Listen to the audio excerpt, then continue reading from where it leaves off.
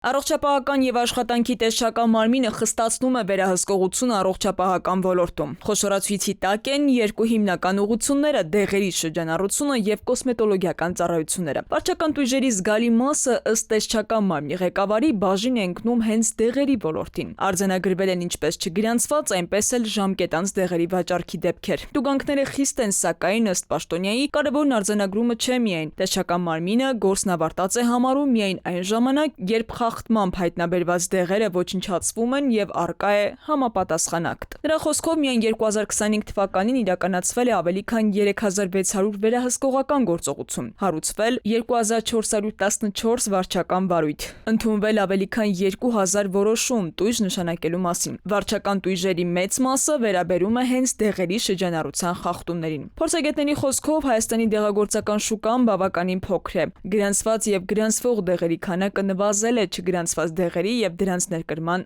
խնդիր կա։ Հիմնականում երևի թե դատական գործերի մեծ մասն այս դեղերով էլ գնում է, որովհետեւ տուգանքները մեծ է եւ տնտեսական սուբյեկտները փորձում են դատանում տուգանքները բեկանել։ Արձանագրումներ ունենք եւ չգրանցված դեղերի եւ ժամկետանց դեղերի, բացի տուգանքից, որ քաղաքացուն ավելի կարևոր ենք համարում քաղաքացու համար, կարգադրագիրն է ոչնչացնել այդ դեղերը։ Տեսչական մարմնի ղեկավարը անդրադառնում է նաև կոսմետոլոգիական ծառայությունների ոլորտին։ Վերջին շրջանում քաղաքացիների եւ բժիշկների ահազանգերի հիման վրա սկսել են նաև սոցիալական հարթակների մշտադիտարկում։ Facebook-ում եւ Instagram-ում գովազդվող ծառայությունները ստուգվում են, պարզելու կա արդյոք համապատասխան լիցենզիա եւ թույլտվություն։ Արձանագրվել է ապօրինի բժշկության 20 դեպք, 19 չլիցենզավորված գործունեություն եւ 46 խախտումով գովազդի դեպք։ Փորձագետի կարծիքով խնդրի հիմքում հաճախ մասնագիտական կրթության բացակայությունն է։ Կան դեպքեր, երբ կարճատև դասընթաց անցած անձինք իրականացնում են միջամտություններ, որոնք պահանջում են բժշկական լուրջ պատրաստվածություն, բացի այդ առողջապահության նախարարության եւ տեսչական մարմնի կանոնակարգերն են տարբեր, ընդգծում է մասնագետը։ Անկասած է միայն այսպես ստուգումներով որևէ արդյունքի հասնելը առնվազն այսպես ոչ կոմպետենտ մոտեցում է, չկա տենց բան, բայց միևնույնն է այս ձևաչափով մենք հասնենք ոլորտային կամ ենթավորոտի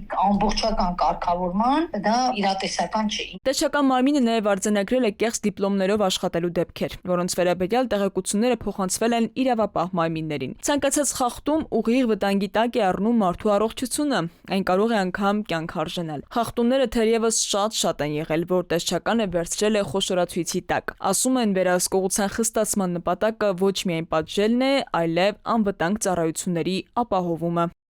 Քնարիկ Պետրոսյան, ժամը լրատվական։